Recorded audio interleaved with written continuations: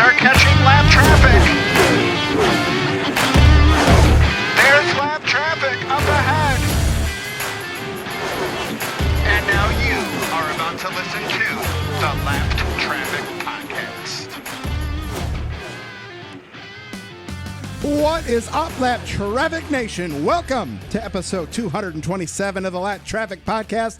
I am your host, the Professor Brandon Crowd, and this week's show is once again brought to you by Manscaped. Get to them in just a second. Hope you all had a fantastic weekend. Week 4 of the 2021 NASCAR season is in the books. 2 intermediate tracks are in the books.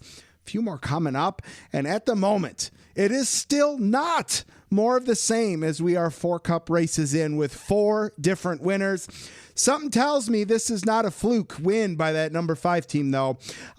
He will be back in victory lane again, and well before this season is done. I got more on that in a little bit. How was your guys' weekend? What'd you do, man? Friday night, pretty low-key for me. My dad stopped by. We had a couple drinks. Saturday, went to Zalen's house because he's always at our house, so we crashed his house. And Sunday, as you guys, if you pay attention, you've seen, is a day for smoking meat, watching racing, and that trend continued. Smoked some ribs, did some roasted potatoes, amazing. Watched Michigan basketball tank and go 1-1 against in-state rivals MSU, but that's okay. We got the number 1 seed in the Big Ten tournament, and looking all likely we're going to get a number 1 seed for the big dance, which I'm very, very excited about. So if I get to watch NASCAR side by side, some Michigan basketball in March, that's a good day because we're normally not talking about Michigan in the playoffs with football anymore. So I will take it. Let's see here. Hope you guys enjoyed last week's Tuesday show and bonus show on Friday. Last Tuesday, Daytona 500 winner Michael McDowell was back to talk about his 500 win and the start to his incredible 2021 season. This past Friday was the final bonus show around the Carnomaly 500, which featured event sponsor Valvoline, Landon Castle, Parker Kligerman, and the winner of the Carnomaly 500, Jimmy Mullis. I got to tell you guys, that was so much fun covering that event for the past 3 weeks, doing bonus content, getting the name out there with a new audience, getting to know some new people.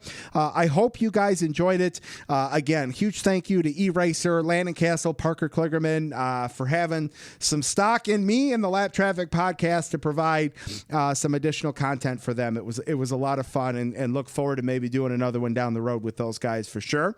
And speaking of bonus shows, this Thursday will be another bonus show. That's right. 8 shows in 4 weeks. And then I promise you're going to get a week off with bonus shows. But this Thursday, I'm really excited to do the first bonus show with what is, at the moment, scheduled to be a bi-monthly, twice a month show with Dustin Albino from jski.com. Dustin, we're going to have a loose format. We're going to talk about anything and everything NASCAR, might mix in some WWE. Maybe we'll talk some March Madness. Of course, your feedback, questions, all that. First couple shows, might be a minute to get in the rhythm and all that good stuff. But Dustin's no stranger to podcasting. I'm no stranger to podcasting. I've already got some of your guys' questions that I'm going to roll in there. So I am very excited for this new partnership with Dustin and Jski, and I hope you guys are ready to have some fun with Lap Traffic and Dustin, that's for sure. Tonight, though, what's coming up tonight? Well, tonight, from NASCAR.com, Pat DeCola is going to make his return to the show. And then afterwards, I got your Vegas recap, social media shout-outs, Brian Neudorff with some Phoenix weather. And then, of course, we'll close it out with a little Lucky Dog, lap down picks, and some Lap Traffic fantasy. But before we get to all that, don't forget that this week's show is brought to you by Manscaped. Go to manscaped.com for all of your men's below-the-waist grooming. Manscaped offers precision-engineered tools for the family jewels. I'm telling you guys, a few of you have reached out. I know you've bought some stuff, and I appreciate the support. I really do. And you guys are happy with the stuff, man, and I love it. I'm telling you, these guys, their products are incredible. The deodorant, the underwear, the T-shirts, the toners, man, I'm telling you, the significant other in your life will thank you. That is for sure. So go get 20% off your order and free shipping. Go to manscaped.com and use code LAPPED. That's LAPPED at checkout.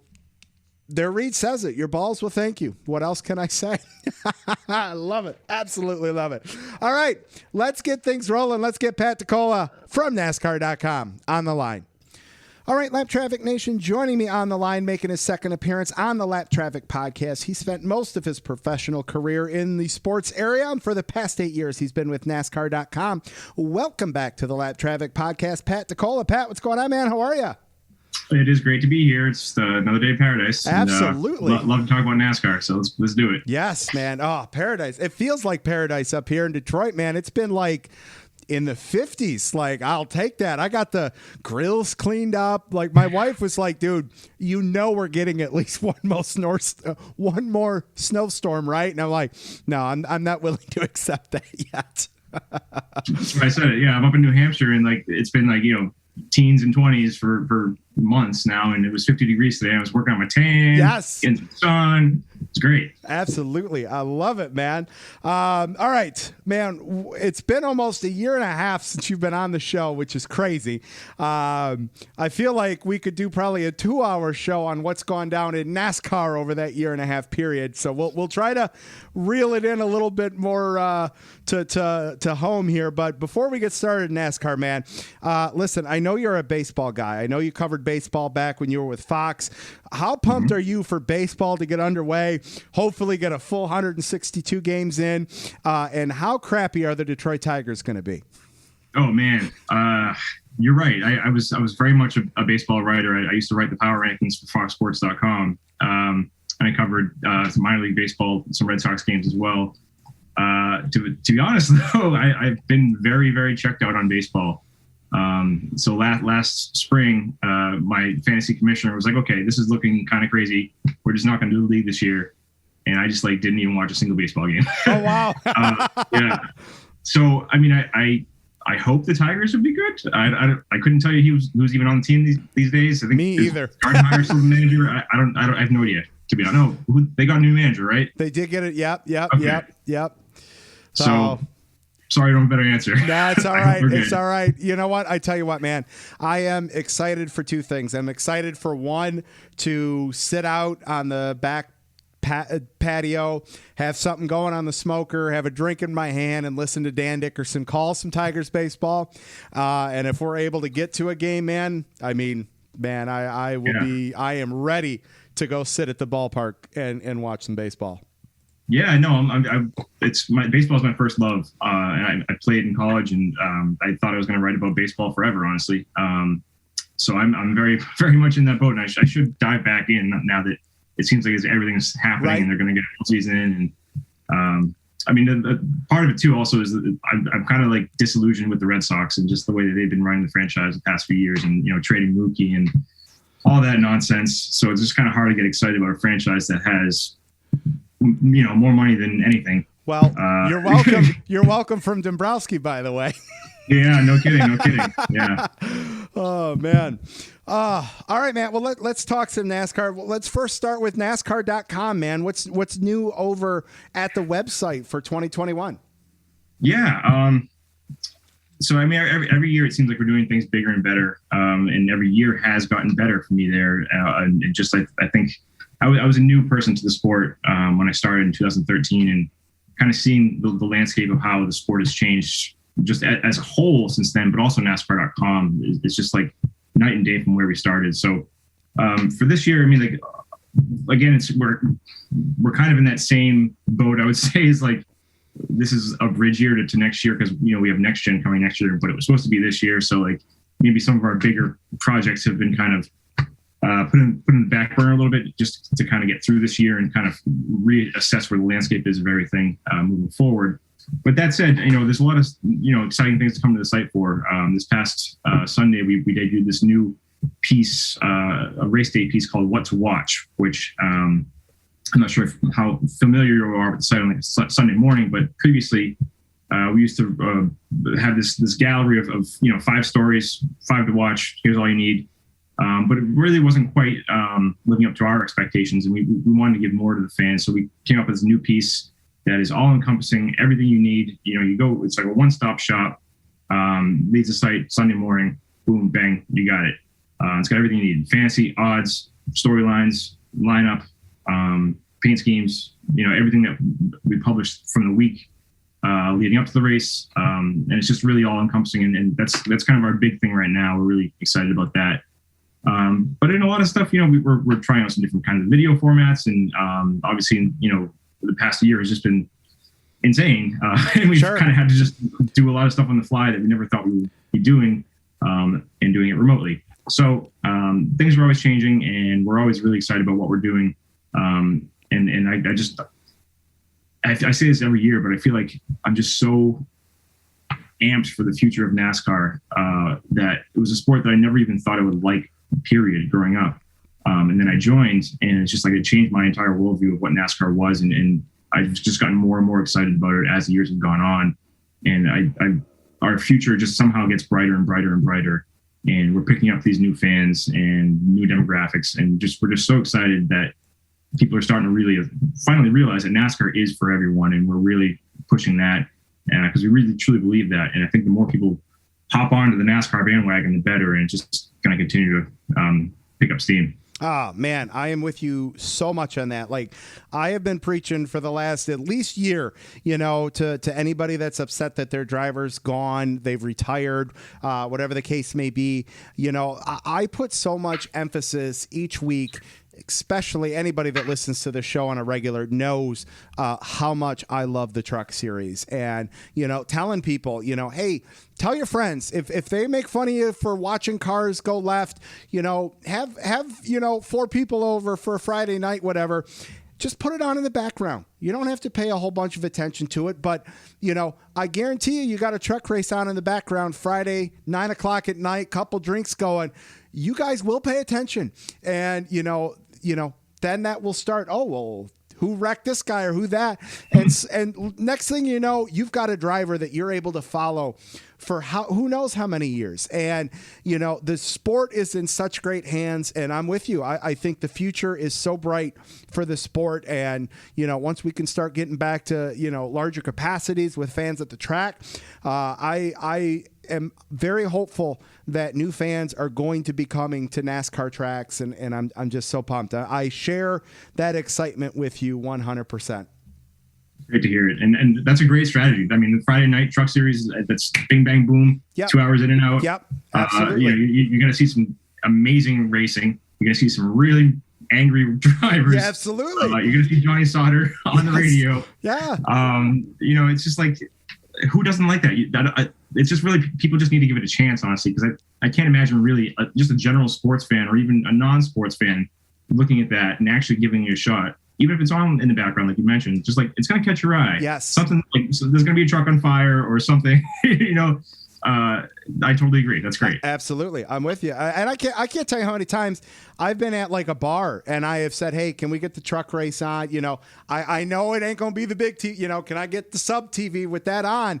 And there will be people that will see me either jotting down a few notes and will come ask me, or they'll see a Lap Traffic shirt on that I've got on, and I'll have a conversation with 4 or 5 people, and the next week they'll be there, and we'll be talking NASCAR. It's hard not to get hooked when you actually look at it for a few minutes. Absolutely, man.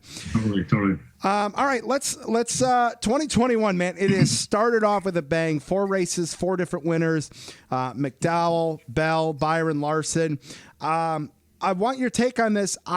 You can't be too surprised with any surprises that happen at Daytona or Talladega, obviously. Bell, great road course racer in the Xfinity Series. So, can you be too surprised about that? Byron, been waiting for him to turn up the dial. Larson, we all know what he could do. So for me, it's surprising to start the 2021 season that those are the guys that are our first 4 winners, but I'm not shocked that they have 4 wins. That's a good point. I mean,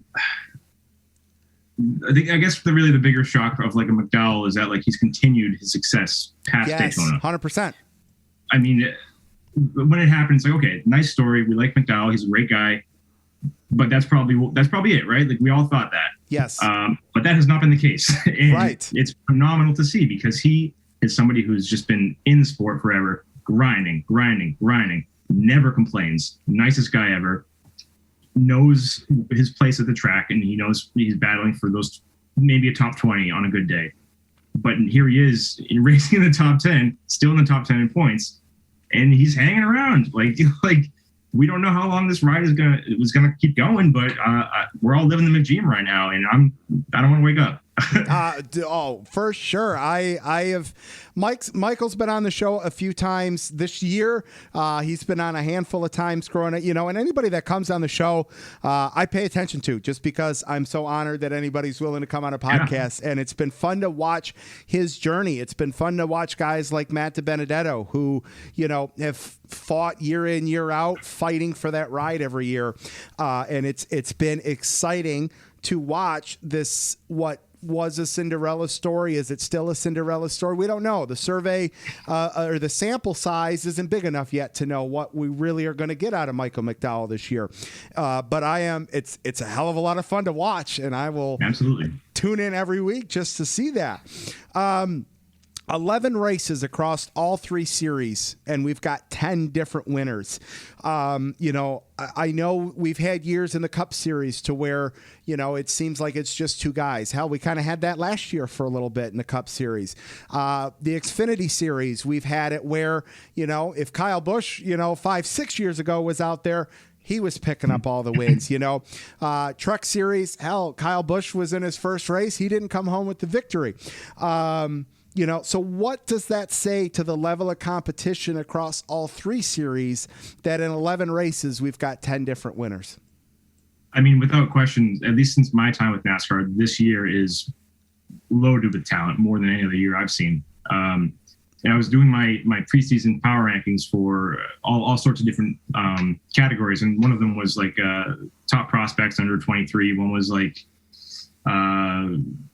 win this driver that's most likely to win. It's just like I'm going through these lists and they're going 25, 30 drivers deep of talent, of guys that are not, our top tier drivers. And I'm just like, this has never been the case ever since I started with NASCAR. And it's actually, it's like, oh, do I keep Brandon Jones my top 10 of drivers 23 and under? Because I don't know. Like he's technically 23, but there's still so many guys behind him, and he didn't make the cut. And I think he's a phenomenal driver. And it's just like, you're going that deep, and all these drivers are so young, but we still have the really top tier guys at the top that are still, for the most part, kicking butt. So you have a roster of drivers that are, 16 to 45 or so, and they're just world-class talent across the board. Absolutely.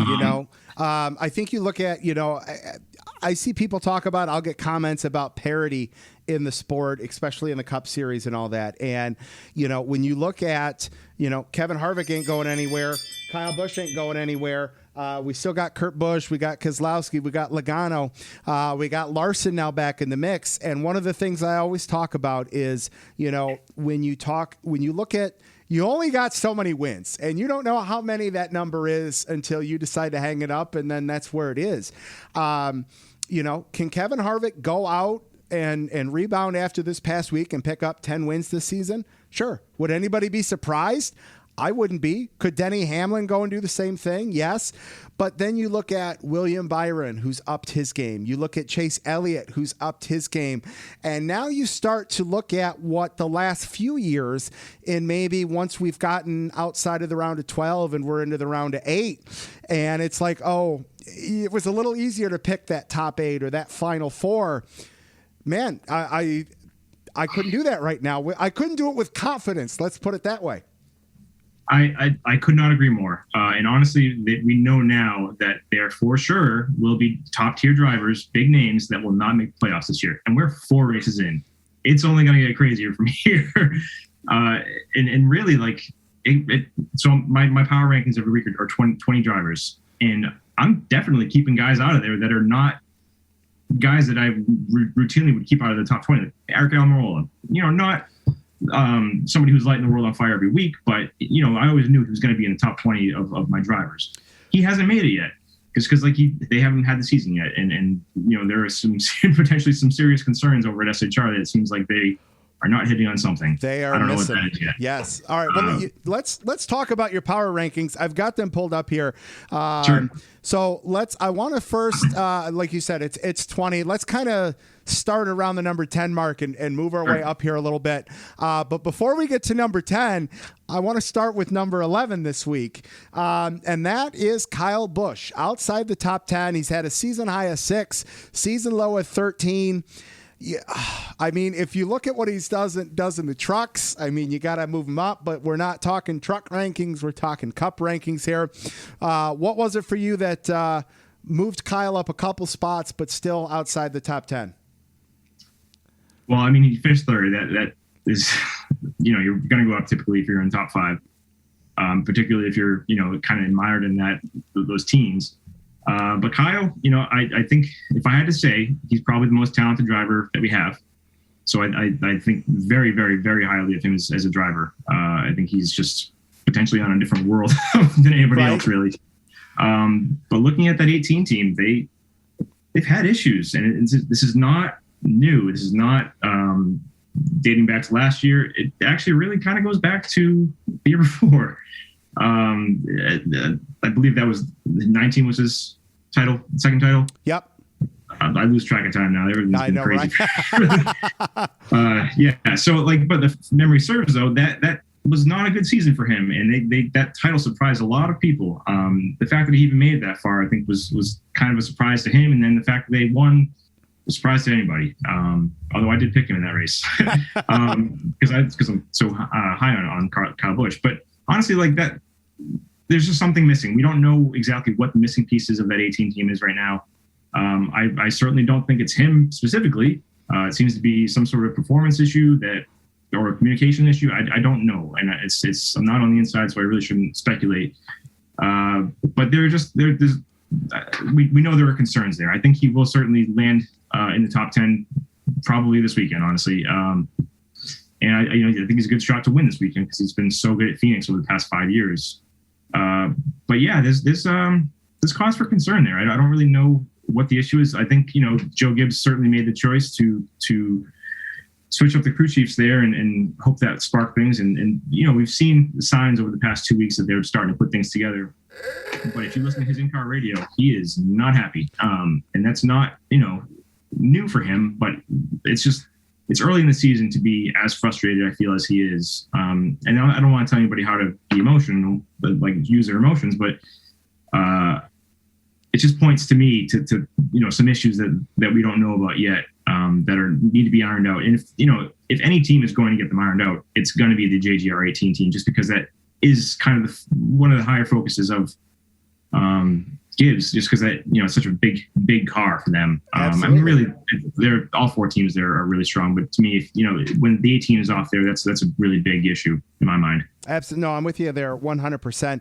And I also, when we talk about teams that are missing the mark, maybe last year into this year, and then you got to wonder, well, okay, let's say you hit the mark mid stride, let's say you find it in July. Okay, great. What are you going to do next year with the next gen car? Who's going to come out and have nailed that setup, so to speak, at, and I won't even say Daytona 2022. What happens at Vegas a year from now, 2022, and that's where, I'm looking ahead here in terms of, please, Lap Traffic Nation, do not take this as literal as I'm going to make this statement, but who's phoning it in and who isn't phoning it in? And like I said, that is a very loose statement, and I don't mean it as literal as that statement can be intended. But, you've got to think, all right, we can get by because we know we've got just enough talent and equipment, I wonder to what degree that's playing a factor with some of these teams. That's an interesting theory, and I don't want to be so quick to dismiss it because I really, I think there's something there maybe.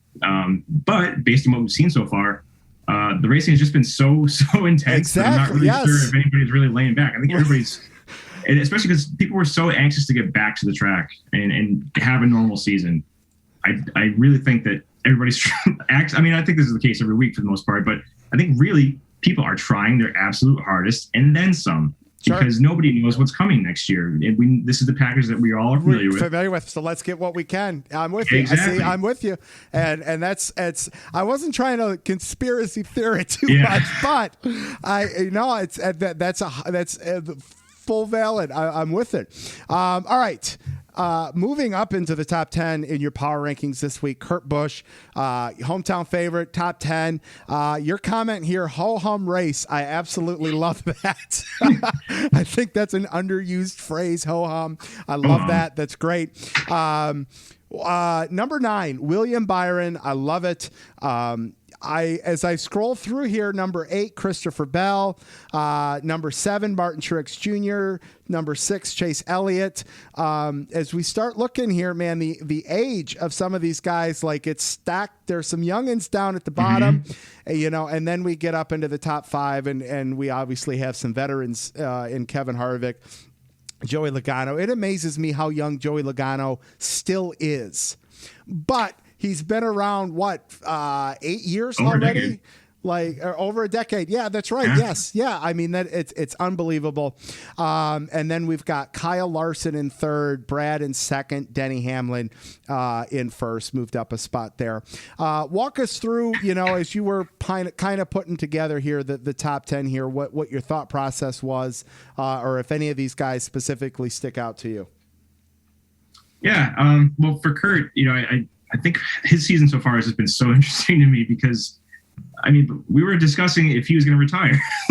Right. We didn't know what he was going to do, and now he's just like a man on fire. I don't know what got into him. He's just is driving so aggressively and so well this year that it was a ho-hum race for him. I thought he's never really been good at Vegas, even though it's his home track. But going back to the win last fall, I thought, given what we've seen so far this year, coming off that win. I thought we'd kind of see him be in the mix a little bit more than he was. But still, I've been very pleased with Kurt's performance so far this year. I would thought maybe he was going to be kind of one of those fringe playoff contenders, but so far he's really looking pretty strong. Sure. Who do I have next? Byron? Byron, yep. Yeah, Byron. I mean, God, it might be now. We knew this was coming from everything we heard from him when he first landed that ride, or the 24. But we saw how dominant he was in the Truck Series, great in the Xfinity Series. This certainly seems like he's rounding in form now. And Hendrick, oh my God, they are. I don't know what is working for them, but they seem to be the Hendrick of old, and it's great to see, honestly, because that when Hendrick is firing on all cylinders, it's just good for the sport because it gives the Chevy this really strong powerhouse to go against the Penske's and the Haas and the Gibbs on the other manufacturer side. So it's great to see that. Honestly, Alex Bowman further back in the pack, that was my Hendrick pick for the year, and I still feel pretty strongly that he's going to show out at some point. Just because I thought really that the fact that Rick Hendrick was entrusting him with the 48, after entrusting him with the 88.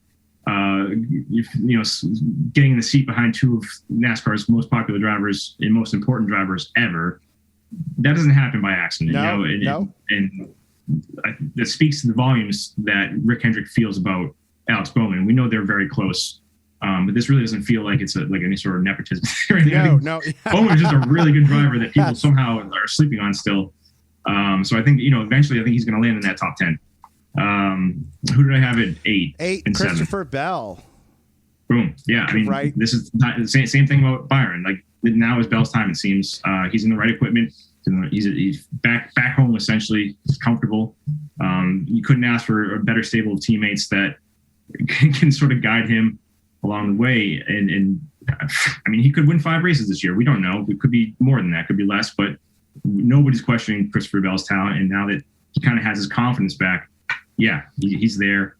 Now that you've got a lot of states come out with the the online sports betting and all that kind of stuff. You know, William Byron, Christopher Bell, even though Byron's been in the series a little longer, it seems like they're peaking almost at the same time, to where you could see those two in a lot of head-to-head, you know, minus 110, minus 112 picks from an odds perspective, and to see who could come out on top of that head-to-head battle week in, week out.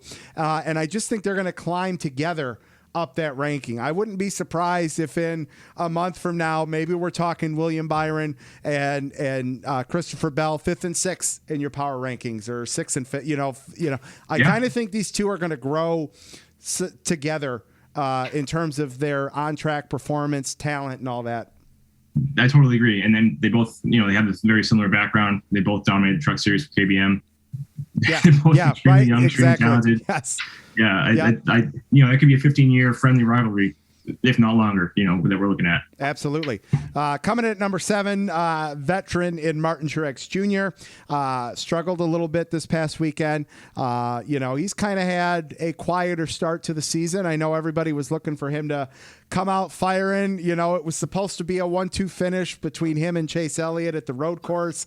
You know, they were up there, and, you know, it just wasn't meant to be yet. But that's not to say that he still isn't going to pull off 5 wins this year. Yeah, totally. And I thought for sure he was, you know, he's my pick going into last weekend. We've seen him just dominate at the mile and a half over the years. That's their bread and butter. Yep. But, you know, they were kind of like 3rd, 4th fiddle last year, I thought. But there was obviously a missing piece that was the Cole Pern carryover from the year before. There was something missing there for sure. And I think the pandemic really hurt that team specifically, because just kind of Truex getting used to James Small's, you know, behavior on the box and their communication never really seemed to click in the way that he was with Cole. But, you know, I think that really is something that we're going to see continue to progress as this year goes on.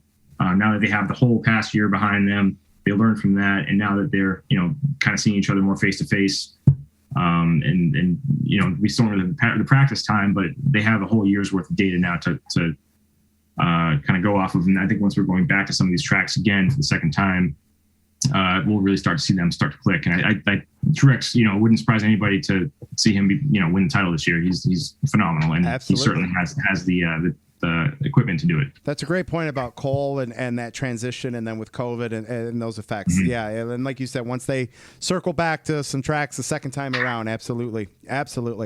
All right, coming in number 6, Chase Elliott. No surprise, our defending season or series champion. I mean, Chase Elliott just flipped that switch midway through the playoffs. Boom, you know, picked up the win at Martinsville. And I mean, for me, it was a no-brainer. Chase Elliott was going to go and win the championship when he won his way into the Final Four. We saw that kind of momentum in 2014 with Kevin Harvick when he won his way into the championship. And I just kind of had that same momentum, that same feeling there, especially because it was Chase Elliott and his win that kind of took Harvick out. I'm like, there's too many dots here that can be connected here. Yeah. It's got to be Chase Elliott. So yeah. And then we've got Kevin Harvick in 5th there, you know, who was just seemed to be so strong. You know, we talked about Michael McDowell earlier, where it was going into this past weekend at Vegas. Him and Harvick were the two only ones with top 10s. And they just unloaded and just missed on every freaking possible area this weekend. I was flabbergasted by that. I just didn't understand it at all. And I didn't get a chance to read his comments today to see what he said about it, but I'm sure he was kind of just as lost. Yeah. That is not something that typically happens to that team. And I'm not sure how to read into that. It could just be a fluke. It happens. But, you know, looking at this weekend, there couldn't be a better place for him to rebound, right? That's a true story. The unquestioned, well, maybe Kyle has questioned that the past 5 years or so, but unquestioned previously that Cactus King. Like he's the Phoenix Master. Yes, sir. So, you know, they obviously have all the notes for this weekend. Yes, they do. And I think it's kind of really good for us as fans, too, because it will give us a chance to kind of gauge where that team's at. If they miss again this weekend, oh, boy. Something's Something is wrong. up because across the board, SHR has not been themselves this year. And that's a team that, even if the other three teams have not been running super well, we always could count on that 4 team to kind of be the anchor, stay in the top 5. Absolutely. And if that's not happening, something's wrong. Yep. I don't know what to tell you. Yeah, I'm with you. Yeah. Coming in at number 4, very strong start to the season. And we got a couple of these guys, couple Penske guys in the top 5 here. Joey Logano. Solid race, solid start to the season. Not blowing anybody out of the water, but not sinking by any means. And this again, it's just another one of those teams. As we've kind of gone through our talk here tonight, it's just like, okay, it's just a matter not if but when.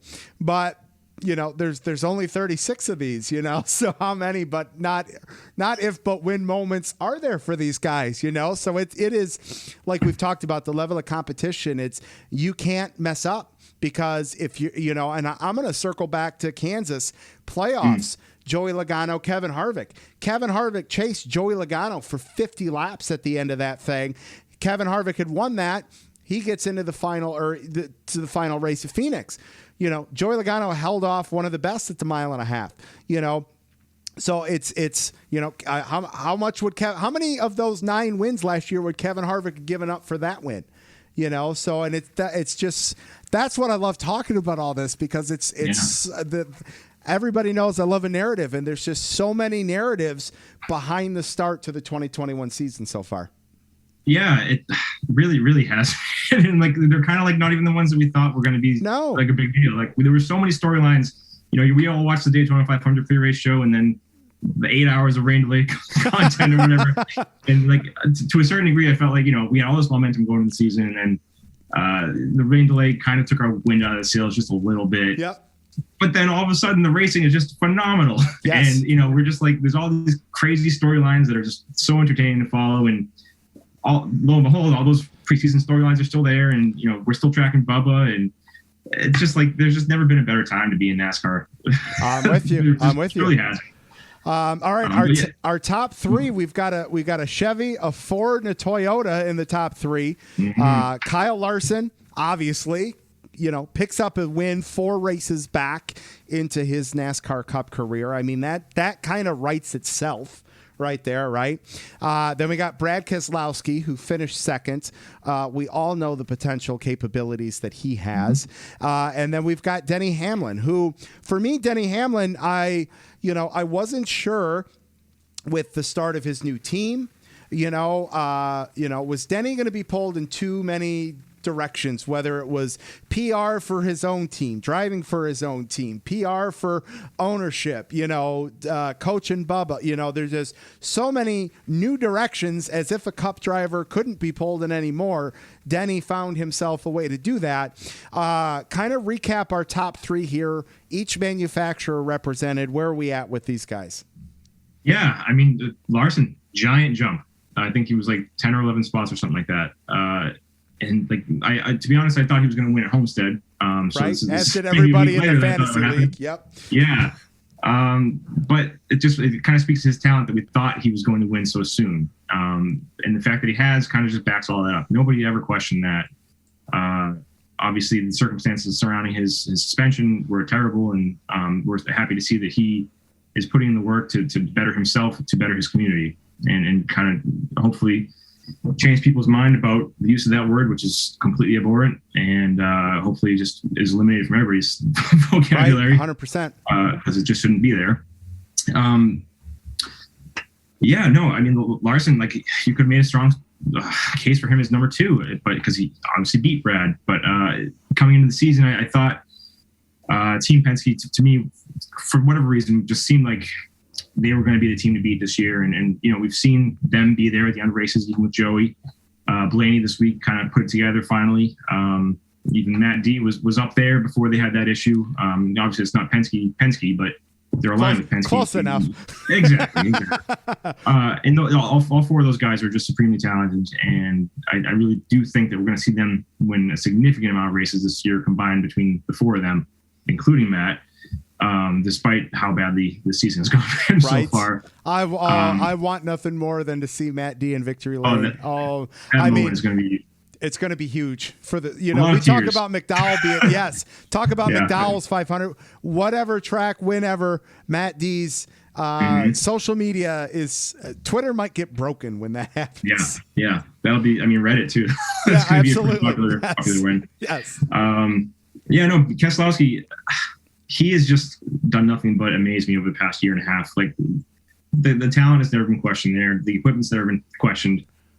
But I think a lot of people kind of looked at that crew chief change last year and were like, oh, maybe Kester the short straw here. And maybe they're kind of focusing on the future with the younger Logano and Blaney.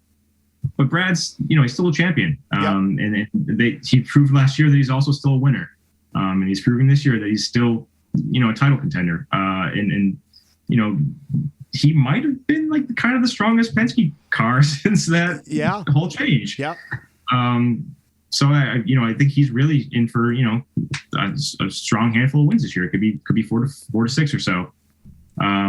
Especially given how strong he was in that package, in the short track package last year. We had some of those races coming up, and he could be the guy to look at. And then you look at Denny. Denny's just like you mentioned, like he's got so many things on his plate, but he's just unflappable. Nothing gets that guy. I don't know what it is. Unless it's its daughter turning off the TV on the iRace. Yep.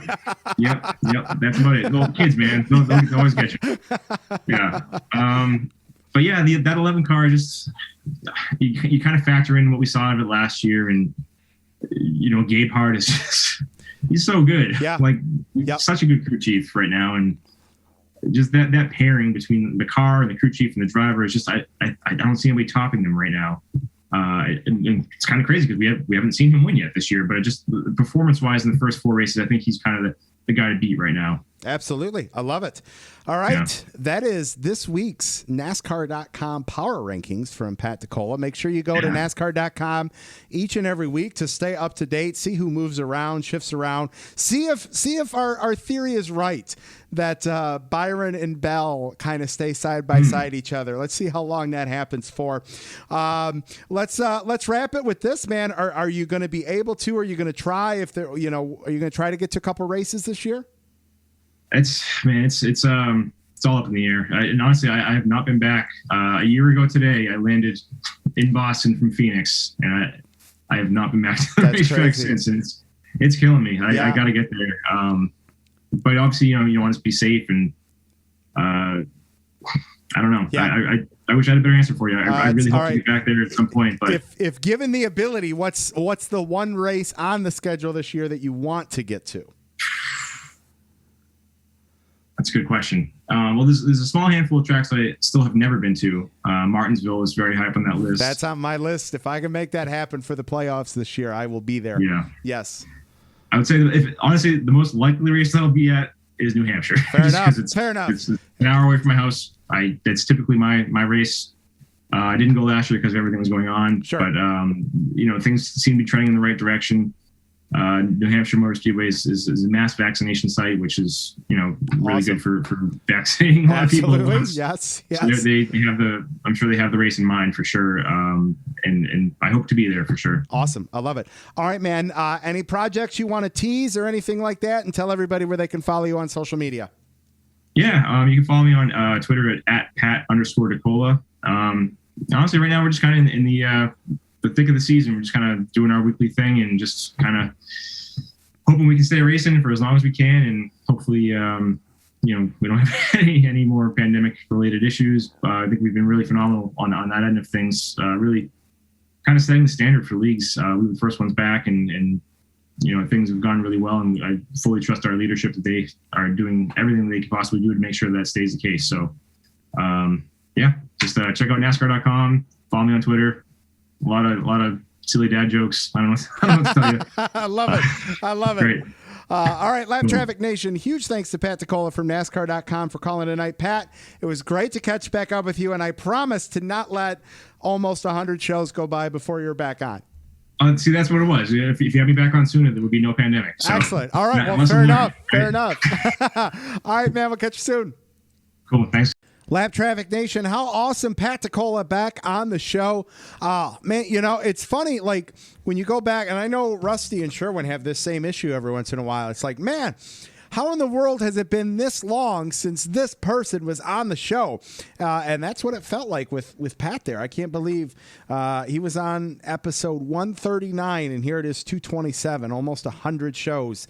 It's crazy what a year and a half can do, because that's crazy. He wasn't on at all last year. It was season 3, towards the end of season 3 of the show when he was on, and here we are at the start of season 5. So absolutely crazy. Great to catch up with him. All right, Lap Traffic Nation, here's what I'm going to do. Just because here we are, 44 minutes. It's going to go a little long. Got a bonus show this week. So there's just a couple things from each of the 3 races this weekend that I want to hit on. And then Dustin and I on Thursday's bonus show. And that's what's fun about getting to do some extra bonus shows, is that creates some extra opportunity to talk about things that might get missed. So here's what I want to do with the Truck Series is there's 2 key parts here that I want to focus on. Or actually, 3. All right. Okay. Quick. I'm going to go quick. First of all, Camping World Truck Series sponsor, Marcus Lemonis. Oh, man, I mean, is it not incredible what he is doing for the sport, reinvesting into the sport, keeping the fans engaged, giving away campers, RVs? I know a lot of people talked about this last week, but man, here we are a week after he sponsored, all these different drivers that didn't have a sponsor. He's doing it again coming up with the water bottle and all that. And I love it. It's so awesome. I am going hard. I want to get Marcus on the show.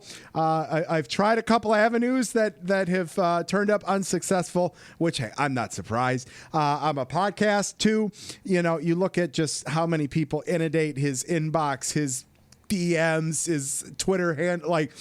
Plus the guy's actually got to do real work stuff too. So, if it ever happens, man, I cannot wait to have that opportunity if it presents itself. But it's just so incredible.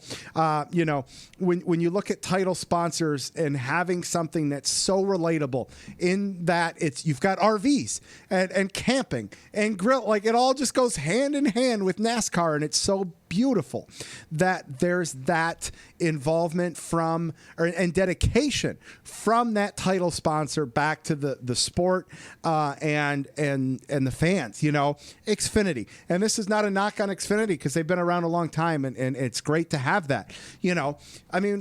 Shy of giving away, hey, we'll give you. You don't have that direct fan correlation, even though a lot of fans probably watch on Xfinity, but to say, hey, here's a year of Xfinity for free, or hey, here's an RV, come on, who wouldn't want the damn RV? So it's absolutely awesome what he is doing for the sport, and I love that. Okay, now to the racing. 2 key things here. A lot of talk about did Kyle spin. I know that NASCAR told, I think it was Sirius this morning, that, hey, if we got to start policing this differently, we will. I don't necessarily subscribe to the theory that Kyle Busch spun, and I don't, because Kyle Busch can come back, we've seen, and just win even from a lap down. So I don't subscribe to that theory. Now, what theory I may subscribe to a little bit more than Kyle spun was Boss Man has taken some wins away from his drivers in years past. We saw Christian Eckes in a KBM truck not make the playoffs. We saw Todd Gilliland not make the playoffs. And some of those were a 1-2 finish, but a reverse 1-2 finish. Now, John Hunter Nemechek, as I have said, he's going to win races this year. He won the race. And I know if you beat Kyle Busch when he's in the field, that means more. And it probably means even more that it was a 1-2 finish and you were able to hold him off. I'm not saying Kyle Busch did not charge for the win, but all I'm saying is Kyle Busch wants a truck championship as an owner. Kyle Busch wants his guys in the playoffs. Kyle Busch knows what it's like to not have your drivers in the playoffs. And again, I'm not saying the theory. I'm just presenting you the possible theory out there of, hey, I wonder. And I'm going to leave it at that. Okay, over to the Xfinity Series. Oh, God, what a beautiful story. Again, AJ Allmendinger back full-time Kaulig racing. You all know I love Kaulig racing. Everybody, who doesn't? Why? How could you not? It's just a great story. I love what they're doing over there. AJ picking up the win. I think it's just a matter of time before AJ's got the win and before Justin Haley has the win. And even Jeb Burton showing signs that he might be able to get to victory lane this year. So while it has been the Austin Cindric show, so to speak, I think we're going to have a battle with some guys right there alongside him in the Xfinity Series, which is awesome. And then over to the Cup race. I think the couple big points here. One, pole sitter Kevin Harvick just swung and a miss. Wow. As did SHR. 20th, 21st, 25th, and last were the finishing positions for SHR. That is unprecedentedly, uncharacteristically like SHR there. I really look forward to their rebound, hopefully this week at Phoenix. And when we look at Vegas, I mean, we knew Penske was going to be strong. They've got 5 wins in the last 11 trips to Vegas. They're strong there. Kozlowski up front all day, brought it home second. Blaney strong, brought it home fifth. Logano ninth. I mean, just a Penske day at a Penske track is what we had there. And then, of course, Kyle Larson. Missed most of the season last year. We all know why. That doesn't need to be hashed out. But let's talk about missing 30-some races in a Cup car, racing everything else under the sun for the year, and 4 races back into NASCAR. He's in victory lane. I mean, story writes itself. Now, here we go, headed to the desert for the second leg of our West Coast swing here, if you will. And, this is supposed to be Kevin Harvick's playground. Is it going to be? And I will, you guys know I'm a Harvick guy, right? But I will say that I'm looking past this week at Phoenix, and I'm looking towards the following week in Atlanta. Kevin Harvick has not won in Phoenix since March of 2018. And that was with a couple years I think 3 races since his prior stint of where he just went on that rampage of 6 or 7 wins, whatever it was. So there's been some gap there in terms of his winning at Phoenix. And I will say, in terms of the course reconfiguration, it just hasn't been there. Even if Kevin Harvick had made it to the Final Four, it's not like he was up there competing, trying to steal that win from Chase Elliott like I know he wanted to do, because I know he felt like he belonged there, and he did belong there, and it just didn't happen. And that's okay to know that you belong somewhere and you're just not. Last year, he had 9 wins. He was a season favorite the whole way through. So by all accounts, he should have been in the Final Four.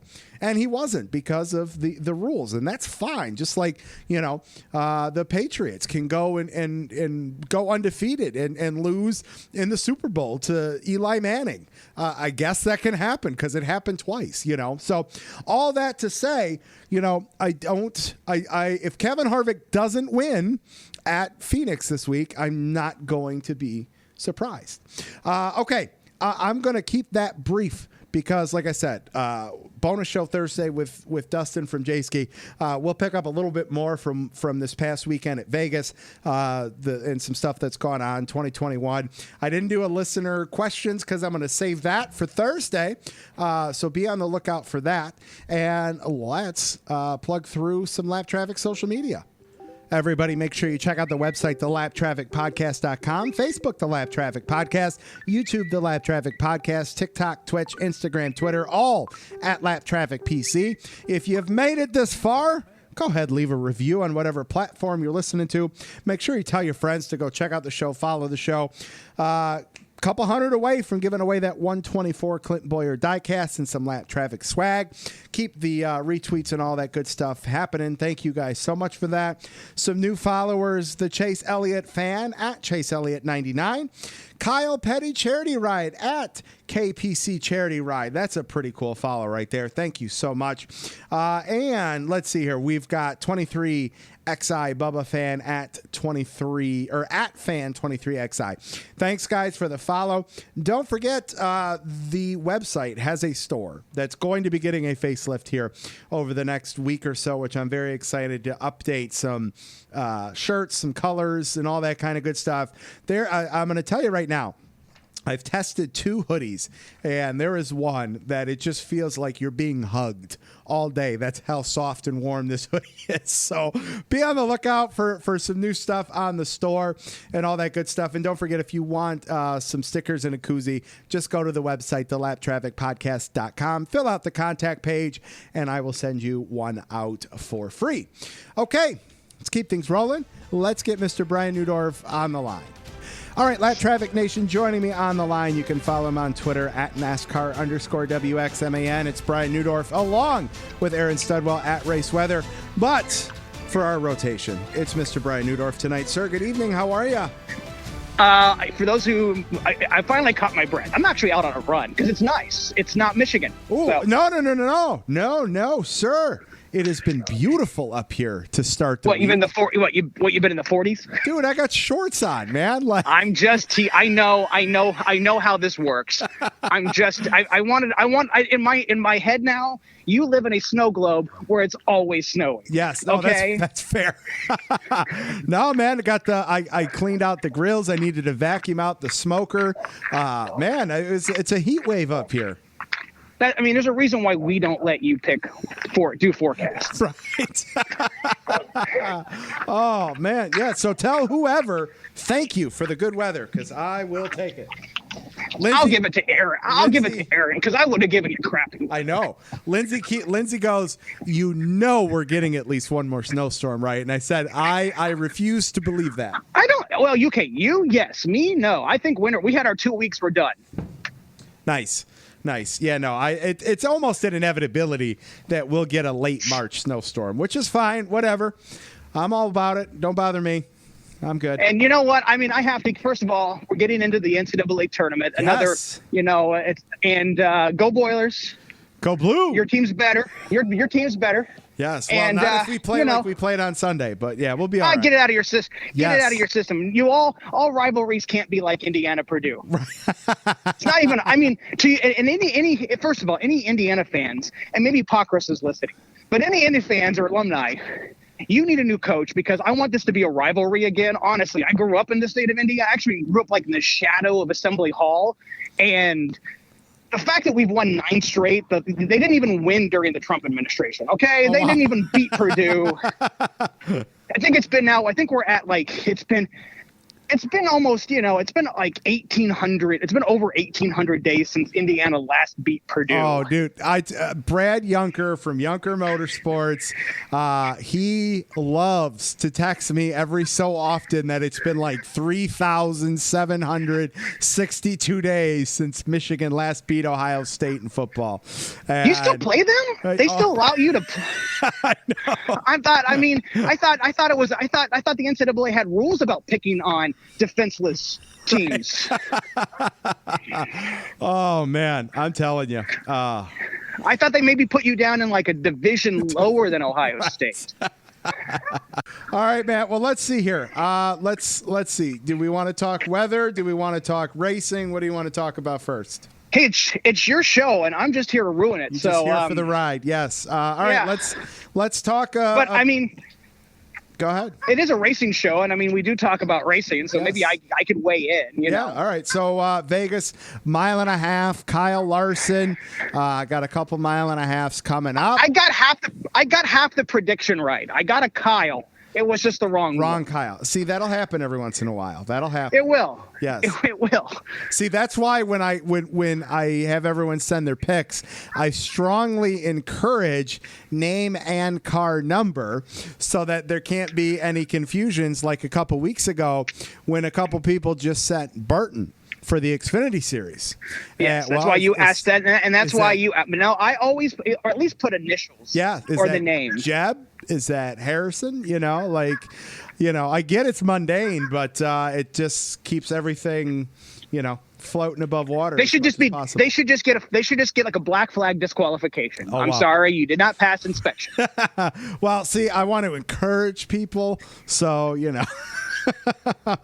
Oh man, but I mean, listen, and I think you should really bring the hammer down on people who are just constantly late. And we won't mention any names, Brian. Nope. And no names.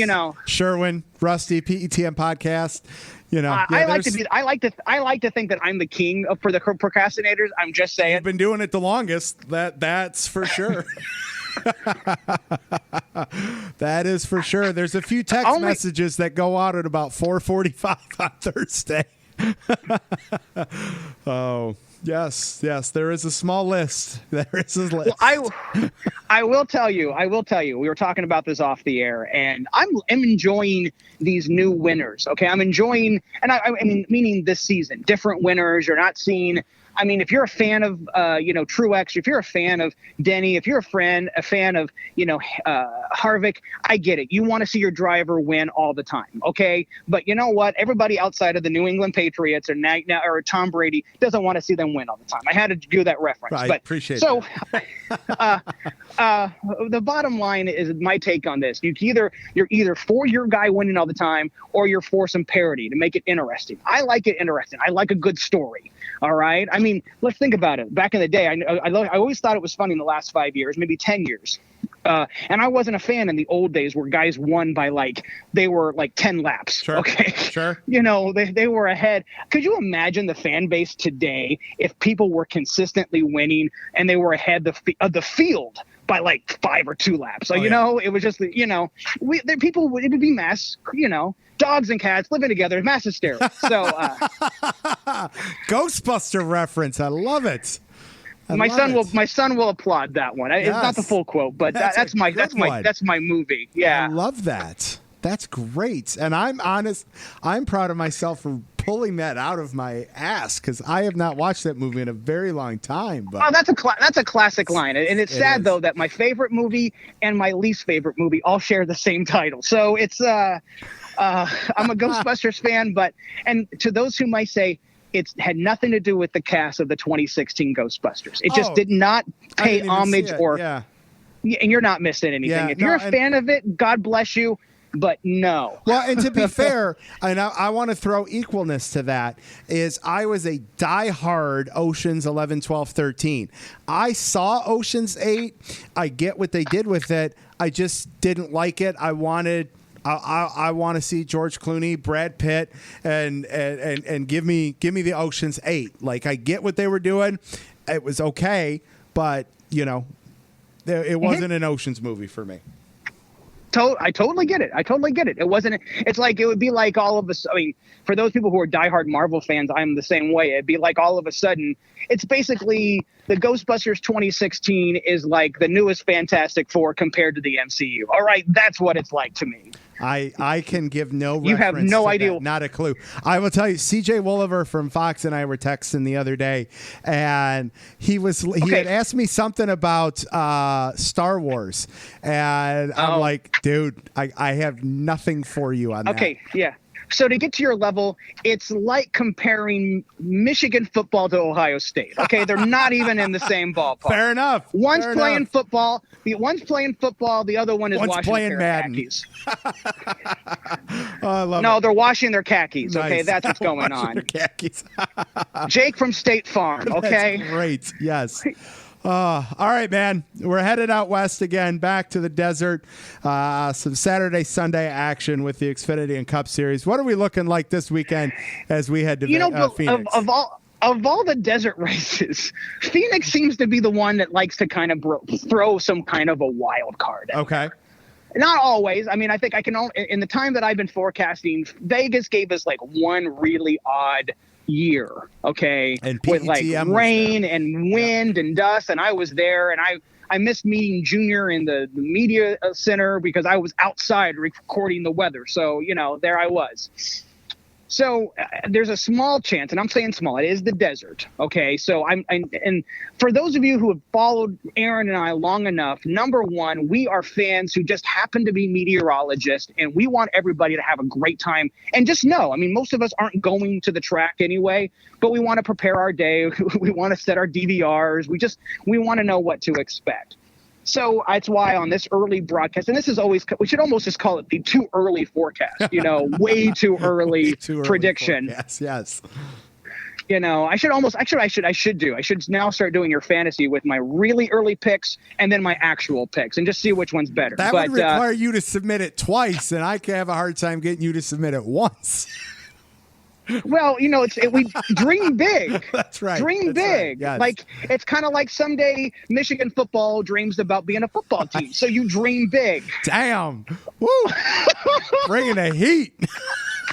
Oh, that's all right. I wish we could be doing what Michigan football or basketball is doing. So you got that going for you. At least you're not IU basketball right now. So yes. But anyway, so there's a small with the ARCA race on Friday. Even though we're not looking at it, Friday, there's a good chance of showers. So if you're paying attention to that, there could be some issues there. Saturday, very, very tiny chance, but it's a chance. So we'll watch that. And as of right now, the big race Sunday looks really good. Nothing of any major consequences. So overall, I'm going to say it's a dry forecast Saturday and Sunday. We just got to watch how things will play out in this active pattern through the desert Southwest going into the weekend. So there's definitely not I'm not going to give it like a, seal of approval, stamping down like it's good to go. It's something it's not like this past weekend or the last 2 weekends where we could just be like one tweet all week. It's nice. Goodbye. Right. Have fun. See ya. I honestly think people like it when they don't, because nobody ever sends and says, Brian, are you okay? No, nobody ever checks in on me if I don't tweet for days. It's sad. I could be just someplace and they wouldn't care. But if it's raining and I don't respond, then they're worried. Yes. So overall, I think we're good. I give it it's a B. Let's see if we can get it an A, but we'll watch how things play out over the next few days. And for those to all the other Michigan fans, I'm sorry. To him, it's just I love it. Oh, I think there's quite a few more Ohio State and Spartan fans out there listening than there are Michigan fans. So then they're on my side. Yes, they're on. First of all, when I join you and Aaron, I'm always feeling like the minority. Right. So first of all, I'm from a different state, and and I'm rooting for the Boilermakers, and if we can get back to football, that'd be great. But yeah. Absolutely. Thank you for having me on. Of course, man. Good to catch up. Good luck in the Big Ten tournament this weekend, and we'll catch you in a couple weeks and talk some March Madness. That would be awesome. It's the tournament. It's and it's kind of we're at that year mark of COVID where everything literally shut down. This has been the longest March. And I'm talking about last year. It's like, did anybody else feel like it was just like the longest March ever? And so hopefully I'm waiting to get my vaccine someday. Tomorrow, someday. Follow me at NASCAR_WXMAN. And for those who don't know, WX is an old war Morse code abbreviation for weather. That's where the WX comes from. So weatherman. But back in the old day of Twitter, that was too long.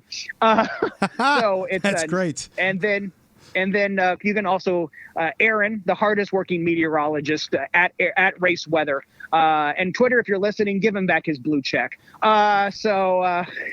Absolutely. He's been lobbying that. And for those, if they're listening, they already follow you. All right. Lap Traffic Nation. Make sure you follow Brian on Twitter, as he said, at NASCAR_WXMAN. Sir, good to talk to you, and we'll catch you in a couple weeks. Sounds like a plan. All right, man. We'll see ya. Sounds good. All right, Lap Traffic Nation. Great to catch up with Neudorff there. Catch him in a couple weeks and Studwell next week. Right now, it is time for this week's Lucky Dog and Lap Down picks. You guys know the drill. After the race, you can tweet your picks, or you can call the Wave Around hotline, 248-965-9538. And don't forget, you can leave whatever kind of comments you want on the Wave Around hotline. Does not have to be Lucky Dog specific. All right, my Lucky Dog of the race weekend. How can it not be Kyle Larson and John Hunter Nemechek and AJ Allmendinger? All three winners this weekend. It means a little something for different reasons behind each one of those wins. So all three winners this weekend, my lucky dog picks. My lap down, Kevin Harvick, like I said a little bit ago, swing and a miss, and look forward to his next at bat as I roll in some baseball references here. All right, let's get to your tweeted responses. Scott at 1985 Wagner's lucky dog is Mr. Kyle Larson. Mr. H gives him a chance, and he pays it back. Scott's a lap down. Bubba Wallace, top tier equipment, has an oil leak, ? Doomsday from the start. Jeff at JBev1789's lucky dog, Young Money, picking up where he left off on the dirt and rolling into victory lane on the asphalt. I like that. Plus, it's 2 in a row for Team Hendrick. Love it. Lap down, Alex Bowman. On his way to 3 top 10s in a row, and flat took it away. Frustrating. Rowdy at the Rowdy Dragons. Lucky dog, the 5 car of Kyle Larson. He's just getting started. A lap down, Eric Almirola in the 10 car. Reaching the playoffs will be a stretch with the team's current performance. Can't argue that, man. Michael at Mad Mike Nebbia's lucky dog, Kyle Larson. Lap down, Bubba Wallace. Steve at S. Vandez, 1234, lucky dog, Eric Jones, lap down, Kevin Harvick. Good picks there. I agree. Jeremy at Living Room War, a wagon, lucky dog, Kyle Larson, lap down, entire Stuart Haas organization. Yeah, when your best finisher's 20th. Absolutely. Kristen at K. Hoglin 79, lucky dog, Kyle Larson, of course. Lap down, Bubba Wallace. Troubles early. Really want to see him have success this year. Jess at Iowa NASCAR fans, a lucky dog, Larson specifically, but all of HMS looking strong. A lap down, SHR looked way off. Yes, sir. Mick, I already know this one. Mick at Codox42_Mick. Lucky dog, the entire 5-team. Good win for the whole team. And Eric Jones with a top 10. Lap down, SHR. Seems they are struggling early. Yes, they are. And Brian at Stormin B81, lucky dog, Larson, lap down, my ability to pick a decent fantasy pick. Well, see, Brian, I'm with you there, and that would be my season-long lap down, week in, week out, but I don't want to bore people, so I keep that out for myself. All right, those are your tweeted responses. Let's get to your calls on the Wave Around Hotline. Hi, Brandon. It's Matt at CamperNewsNet. Wow. Kyle Larson winning his first race since his suspension last season in the NASCAR Cup Series. And only 4 races into the season, he already has his first win. Wow. Just incredible. He was absolutely dominant today at Las Vegas. And I just feel that Kyle Larson, I believe, has more wins in store for him. I think he's going to have potentially a record-breaking year. Most wins in his career as far as in the entire season. I just feel that's coming for him this season, the way he dominated today. And I really am so glad that, this is a big career boosting moment for Kyle Larson after what happened last season. And I think he's going to get that respect back that he deserves. I think he potentially could be a contender for the championship at Phoenix. I just got that hunch feeling that tells me that's what is going to happen. So anyway, my lucky dog for this week obviously is going to go to Kyle Larson. Very dominant day for him and absolutely a well-deserved win. I honestly am surprised that Kyle Larson won at Vegas. I thought he would have won at something like a 1.5-mile track like Atlanta, Homestead, potentially even. I thought he was going to win potentially last week. So, it's a well-deserved win for Kyle Larson. My lap down this week, it's going to go to Kevin Harvick. I thought Kevin Harvick, and this is one of his best tracks, if I remember correctly, Kevin Harvick. And I thought he was going to have a pretty good day. But unfortunately, that wasn't the case for him, and it's just bad luck for Kevin Harvick. But I think he's going to be a favorite going into Phoenix next weekend. So anyway, enjoy your week as always, Brandon, Lap Traffic Nation, and I'll talk to you next weekend after the race at Phoenix. Thank you so much, Brandon. Take care. Bye. Matt. All right, man. You brought it today. And so here's why I love your Matt. You gave me so many talking points, and I'm going to hit on all of them this week. And I'm going to start with Kevin Harvick next week. Favorites, as your word, in Phoenix. And I'm going to tell you, circa 2015, 100%. Circa 2021, Kevin Harvick is not my favorite going into Homestead. Going into Phoenix. Talked a little bit about it a little bit ago during my race recap. Going to talk a little bit about it during the fantasy segment here coming up. But there's that. The second thing I want to talk about is that you said, and I love this because, man, the potential's possibly there, right? Kyle Larson, you said he's going to have a career record-breaking win season. That means Kyle Larson's got to win 5 races, picked up 4 wins back in 2017. And is the possibility there? Kyle Larson went out and put on a clinic on Sunday. He put on a clinic all last summer in everything he drove. So is the potential there? Absolutely. And this is how I always try to keep things and put things into perspective when we talk about the number of wins somebody's going to have. There's only so many that you're going to get, right? When are you going to get them? And if Kyle Larson goes out and gets 5 wins, who's he taking wins away from? After this past weekend's performance in Las Vegas, well, hell, we could say maybe he's going to take some from Kevin Harvick. Maybe he's going to take some from Denny Hamlin. On the flip side, you've got someone like Kyle Busch who had such an off year last year. You got to think he's going to get a few more than just that one win. And hey, let's not forget about Chase Elliott. Let's not forget about Brad Keselowski. Let's not forget about Martin Truex Jr. And the list goes on and on. So that's what I love about talking about things like who's going to get how many wins, because if someone's getting them, that means somebody isn't getting them. And, it's early in the season to kind of do that type of projection, but I absolutely love it. Thank you for getting me fired up there, Matt. I love it. All right, let's get to the next call. Wave around hotline. Hey, Brandon. This is Carson at Carson Hagelin with my lap down and lucky dog picks for this week's Las Vegas race. I'm going to start out with my lap down picks. Sheldon Creed, he had a bad finish after a pretty good season starter. After I think he finished second at Daytona Road Course, and he finished 18th at Las Vegas, had some issues. Bubba Wallace, I'm also going to give the lap down to. Just bad luck. I don't know what happened early in the race.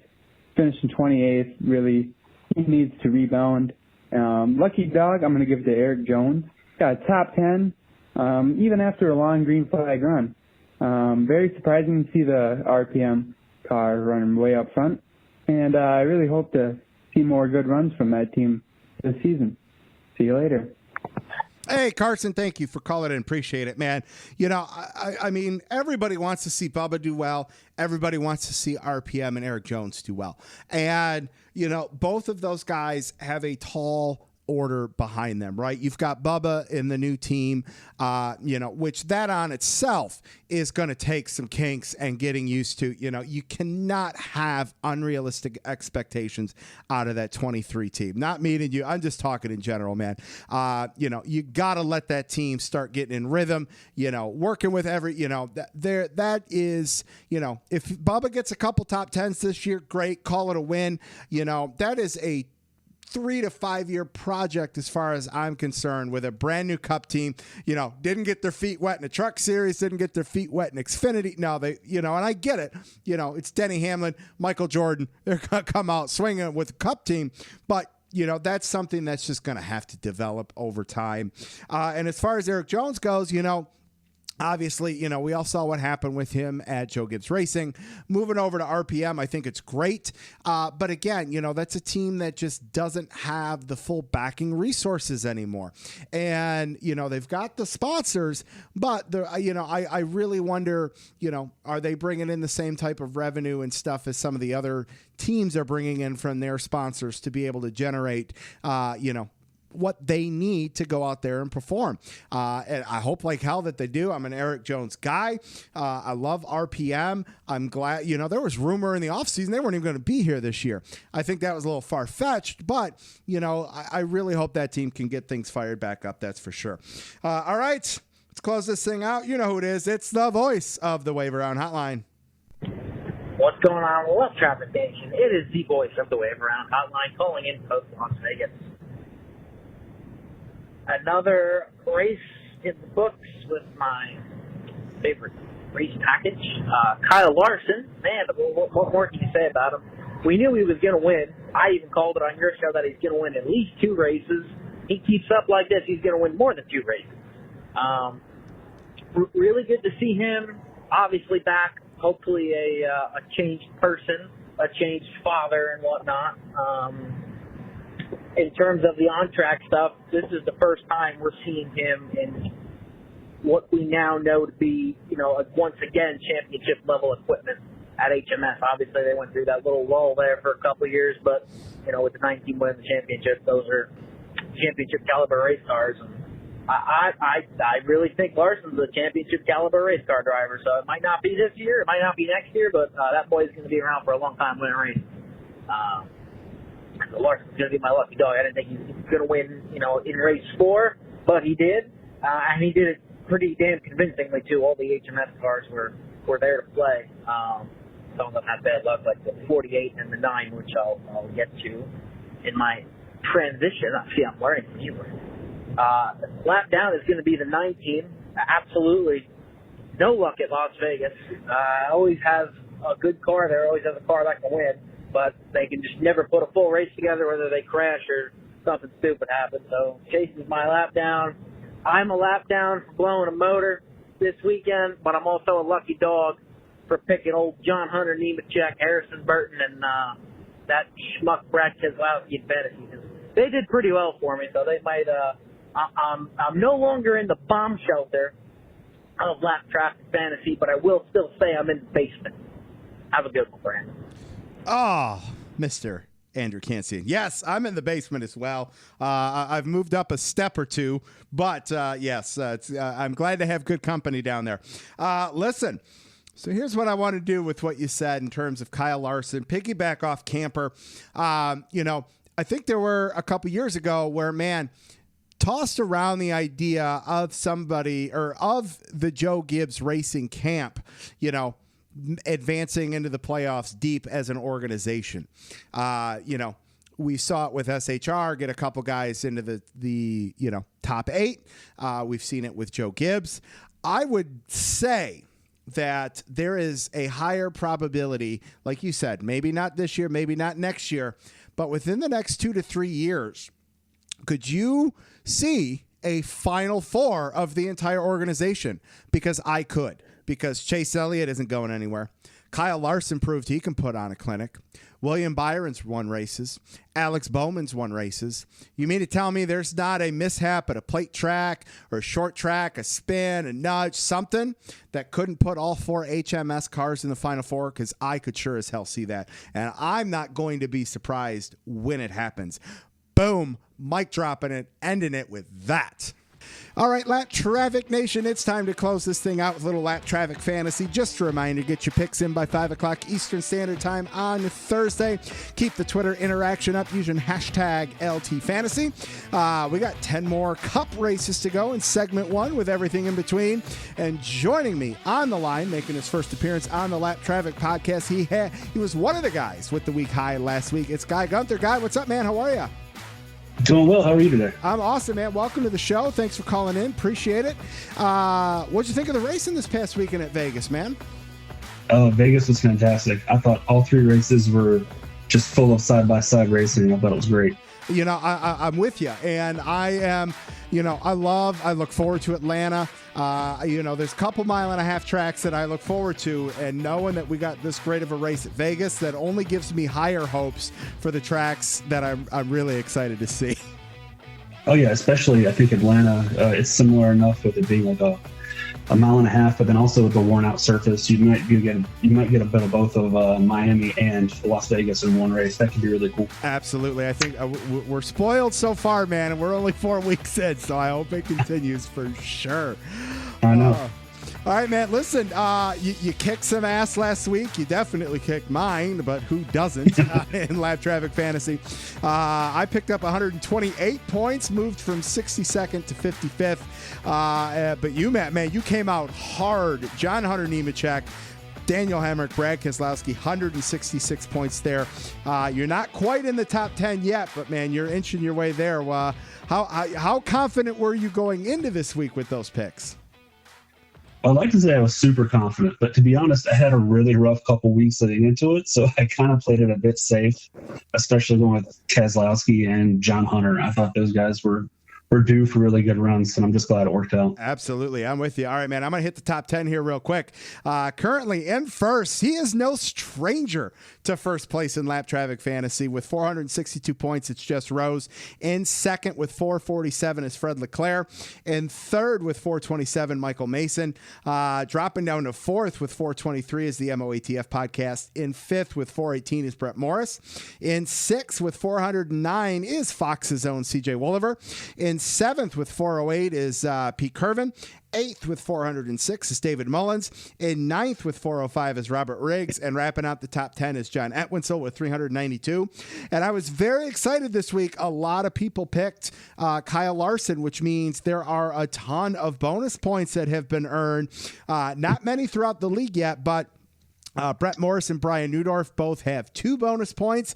And then it's Andrew Sherwin, Brian Hall, Carson Hagelin, Chad Robb, Crystal Smoke, Danny Litwin, Don James, Eddie Greer, Fred Leclerc, Gina, Guy, Jonathan, Marcus, Mick, Santino, and Tony, all with some bonus points. That's awesome, guys. Keep it up. All right, man. What do you say? You ready to make some picks for Phoenix? Absolutely. Let's do this. Let's get to it. Lap Traffic Fantasy players, we are headed to what may or may not still be Kevin Harvick's playground, as the favorite in Phoenix has not won since 2018. Will Kevin Harvick rebound from this past Sunday's disastrous outing in Sin City? What about our defending Cup champion who picked up the win in Phoenix in November? We had a lot of players already use Chase Elliott at the road course, but those that still have him available, is now the time to show the ace. What about Kyle Busch or Denny Hamlin, who are no strangers to victory lane in the desert as well? Will the trend continue? Will we get 5 winners in 5 races? We'll find out this weekend. But first, it's time for our picks. We will start with Guy. Who is your pick for the Xfinity Series, sir? For the Xfinity race, I took a look at last year. He finished 3rd in the fall. He won in the spring. This year, he's coming off of 3 straight top 5 finishes. I'm going with Brandon Jones. Brandon Jones, solid pick, man. I'm telling you, I was between him and who I went with, and I feel bad because I feel like I don't show Brandon Jones enough love, so I definitely need to work him into some picks. But it's a good thing because that means I'm not going to jinx your picks, and I am going to jinx anybody that goes with Harrison Burton. So Harrison Burton is my pick this week for the Xfinity Series. Over to the Cup Series, sir. Who do you got? Well, I did not use him at the road course. I've been saving him for Phoenix. I'm going with Chase Elliott. He was just so good the last time they were there, and there hasn't been enough time for anybody else to catch up to him at Phoenix. I love that. Solid pick. Good strategy there. I've got Chase in mind for a specific track, and it's not over the next 3 races. So Chase is still safe for me. But I'm close. Well, I'm going to use back-to-back Penske picks. I used Brad Keselowski last week. Joey Logano's got a win, a couple top 5s, and some top 10s. So I'm going to go with Joey Logano this week at Phoenix. That's a good pick, too. Thank you. I like it. We'll see if we can't just slowly keep inching up the standings and get to maybe page 2 of the standings. Oh, man. Hey, listen, where can everybody follow you on social media?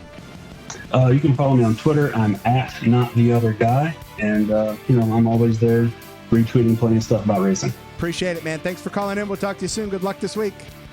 Thank you very much. Good luck to you too. Thanks. We'll see you. All right, Lap Traffic Nation, that is going to do it for episode 227 of Lap Traffic Podcast. Make sure you follow it on all the social media platforms, especially on Twitter at LapTrafficPC. Get to manscaped.com. Use code LAPPED, LAPPED, at checkout. Get 20% off and free shipping. Don't forget to keep retweeting the contest giveaways. Let's get to 5,500. Huge thanks to Pat DeCola from NASCAR.com, Brian Neudorff, and Guy Gunther for calling into the show tonight. Don't forget, this Thursday, bonus show with Dustin Albino. And next week, on Tuesday, Tyler Riddick is back. Don't get caught chasing the lucky dog. Make sure you tune in each and every week to the Lap Traffic Podcast. See ya!